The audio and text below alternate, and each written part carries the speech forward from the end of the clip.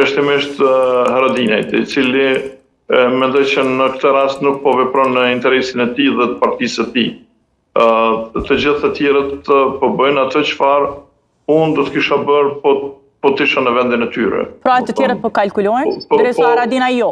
Po, ata po kalkulojnë mirë, domethënë Memli po kalkulon mirë, Lumiri po kalkulon mirë, Fatmi Limaj po kalkulon mirë,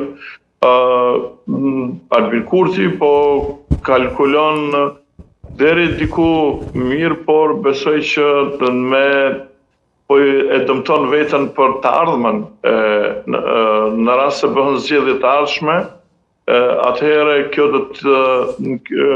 lloj strategjie çfarë po përdor ai, do t'ja merret shumë shtrenjtë. Ndërsa atë